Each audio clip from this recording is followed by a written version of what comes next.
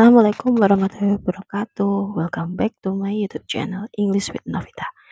So, di video yang kemarin, video yang lalu, kita telah belajar tentang parts of speech. Nah, di video kali ini kita akan belajar bagian dari part of speech, yaitu noun atau kata benda. Oke. Kita menuju yang pertama, definition atau definisi. The name of something like a person, animal, place, thing, or concept. Jadi definisi adalah penamaan sesuatu seperti orang, hewan, tempat, benda, ataupun konsep. Nah, ini hampir mencakup benda-benda di seluruh dunia ya. Kita lihat ke contoh atau example. Contoh kata benda atau noun. Person, John, teacher, student, Jenny, boy. Nah, merujuk ke orang. Lalu ada place, classroom, bedroom, sea, river. Ya, banyak sekali.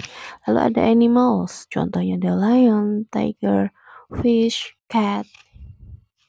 Lalu ada idea or concept, beauty, evolution, discovery, object or things, pen, book, table. Nah, ini banyak sekali ya contoh dari kata benda yang termasuk noun.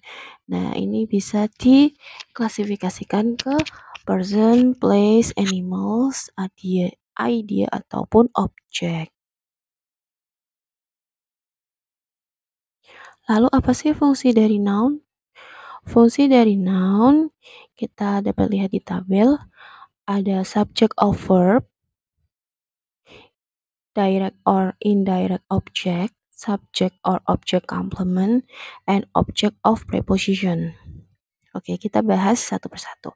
Yang pertama, subject of verb. Jadi, fungsi noun di fungsi yang pertama sebagai subject of verb. Tina is working. They are reading now. A bag has stolen yesterday. Sini Tina.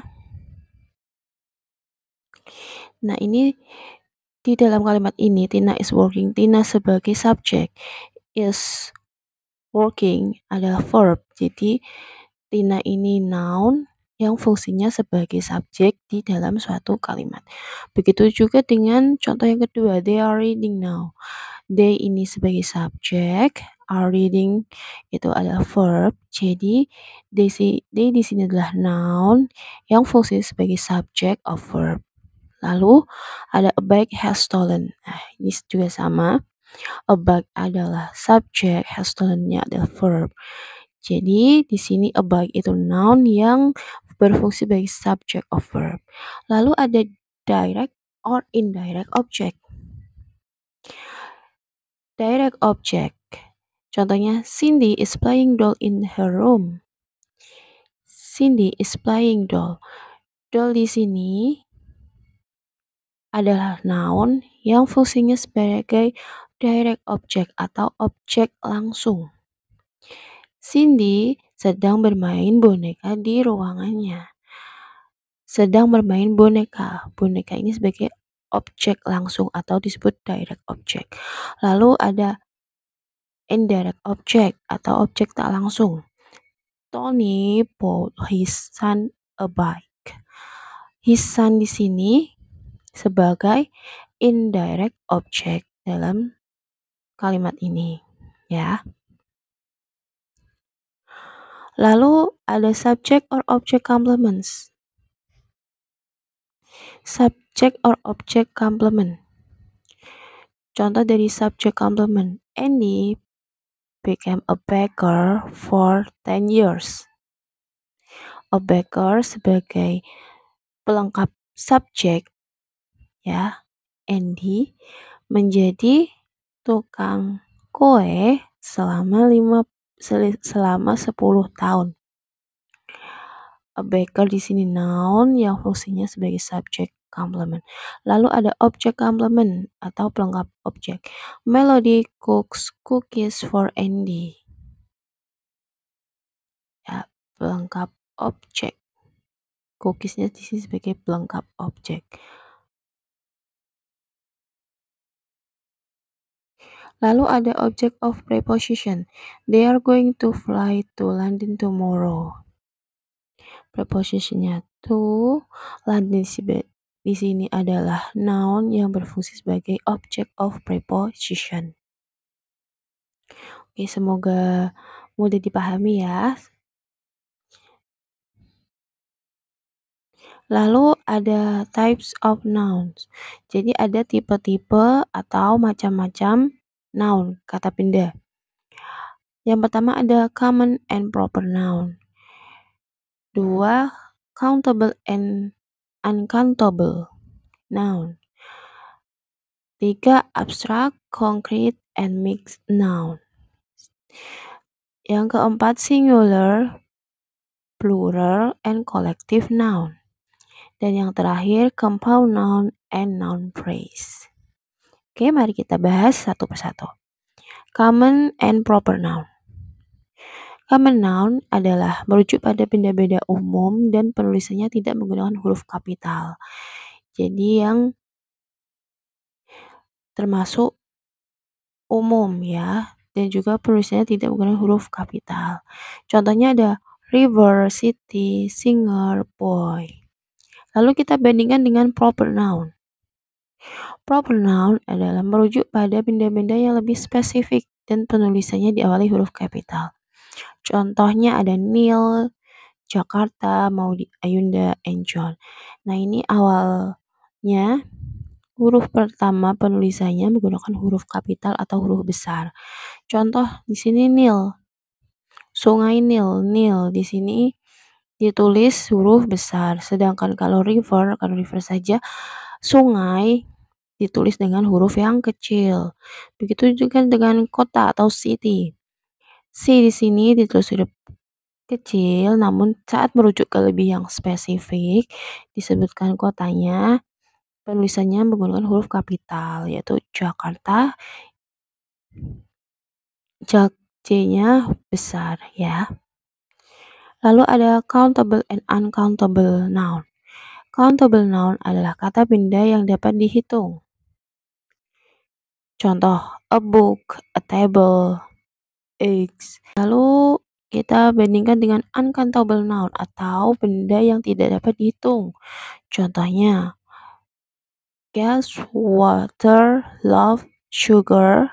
Nah, ini sesuatu yang tidak bisa dihitung. Kita kan tidak bisa menghitung cinta, air, ya, sugar. Kita nggak bisa menghitung per butir gitu. Seperti itu ya, tidak bisa menghitung per butir gula. Mixed noun. Jadi ada countable noun, uncountable noun, ada mixed noun. Kata benda yang dapat menjadi countable noun maupun uncountable noun bergantung konteksnya. Contoh, I saw a hair on the floor. Lalu, she curled her hair. A hair di sini termasuk countable noun atau yang dapat dihitung. Ya, biasanya dikasih kode dengan C, countable noun yang dapat dihitung. A hair, sehelai rambut. Aku melihat sehelai rambut di lantai. Tapi hair di sini juga dapat menjadi uncountable. Contoh, she curled her hair. Dia mengcurly rambutnya. Rambut di sini kan satu kesatuan yang tidak dihitung per helai. Jadi dapat dikategorikan sebagai uncountable noun. Tapi di konteks yang lain juga dapat dikategorikan sebagai countable ya. Nah, itu contoh dari countable, uncountable, dan mixed noun. Lalu ada abstract and concrete. Oke, kita bahas yang konkret dulu. Konkret noun, benda yang dapat dirasakan dengan panca indera. Contohnya ada pen, book, table, TV. Ya, benda-benda yang dapat kita lihat, dapat kita rasakan, kita raba. Nah, itu termasuk dalam concrete noun. Lalu ada abstract noun, benda yang tidak dapat dirasakan dengan panca indera. Contohnya ada war, opinion, moral, happiness. Ya, sesuatu yang tidak dapat dirasakan dengan panca indera. Tapi ada benda itu ada yang termasuk dengan abstract noun. Contohnya ada perang, pemikiran, moral, kebahagiaan. Nah, itu termasuk dalam abstract noun. Lalu ada singular, plural, and collective noun. Singular noun, jumlah benda tunggal atau hanya satu. Nah, singular. Singular ini bendanya cuma satu ya. Biasanya diawali artikel dengan a, an, and the. Contohnya, a book, an apple, the sun. Nah, ya biasanya diawali dengan artikel a, an, and the. Lalu ada plural noun, jumlah benda jamak atau lebih dari satu dan biasanya diakhiri dengan s or es. Contohnya ada books, cities, children. Nah, di dalam plural noun atau bentuk jamak, benda jamak, ada beberapa kata benda yang bentuk jamaknya itu berbeda dari yang lain. Nah, biasanya kan ditambah s or es kan di belakangnya, tapi ada yang lain seperti child, children. Child itu bentuk tunggal, children bentuk jamak ya. Itu ada banyak, kalian bisa coba cari tahu list tentang plural noun. Ya, irregular plural noun. Lalu ada collective noun, merujuk pada gabungan atau kumpulan dari benda, orang, ataupun tempat. Ya, ada family, group, and team. Sudah cukup jelas ya. Lalu ada compound noun and noun phrase. Noun, kata benda yang dibentuk dengan cara menggabungkan dua kata atau lebih. Contoh ada best friend, best and friend ya. Jadinya best friend sahabat. Post office, kantor pos. Mother-in-law, ibu mertua. Newspaper, koran. Lalu ada noun phrase. Noun phrase adalah penggabungan kata benda dengan satu atau lebih modifier. Contohnya a very old house, a beautiful blue dress, two luxurious houses. Nah ya, seperti itu. Nah, ini adalah contoh dari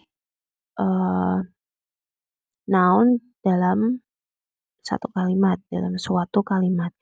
This is my pen. Pen di sini adalah noun. We live in Jakarta. John likes music. They have read that book.